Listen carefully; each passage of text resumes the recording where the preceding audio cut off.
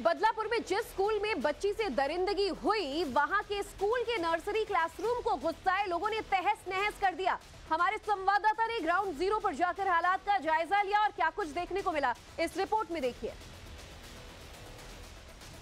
बदलापुर कांड की टाइमलाइन क्या थी, आइए आपको सिलसिलेवार तरीके से ग्राउंड जीरो से समझाता हूं कि आखिर ये पूरा घिनौना काम, इंसानियत को शर्मसार करने वाला काम इस आरोपी ने कैसे अंजाम दिया।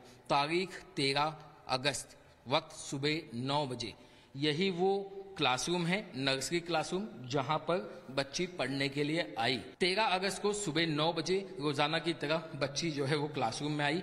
यहाँ पर क्लास जो है चल रही थी, जो टीचर है वो पढ़ा गई थी और तकरीबन 10 से 11 बजे के बीच में बच्ची ने वॉशरूम जाने की इच्छा बताई और यहाँ पर आया दादा नाम का शख्स। दादा यानी कि बड़ा भाई, जिसे हम दादा कहते हैं, जिस पर इतना भरोसा किया जाना चाहिए, वही शख्स शैतान निकला और उसने रूह कांप उठने वाली इस हरकत को अंजाम दिया।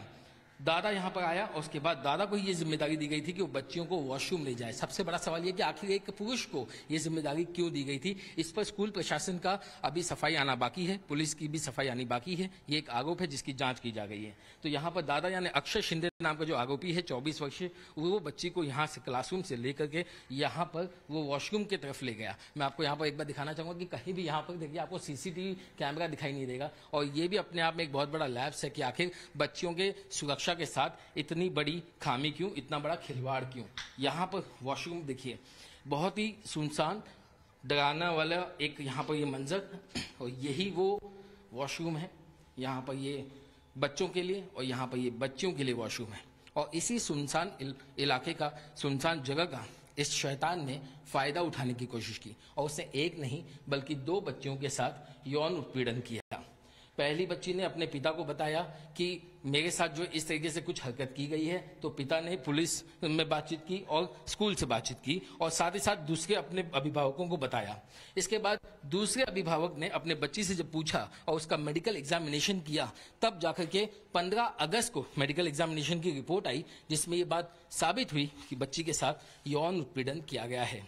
इसी के बाद 16 अगस्त को पुलिस में सुबह सुबह शिकायत दी गई, लेकिन एक महिला सीनियर पुलिस इंस्पेक्टर होने के बावजूद शिकायत दर्ज करने में, एफआईआर दर्ज करने में 10 घंटे से ज्यादा का वक्त लगा और रात के 10:30 बजे एफआईआर दर्ज की गई और 17 तारीख के तड़के आरोपी अक्षय शिंदे को गिरफ्तार किया गया।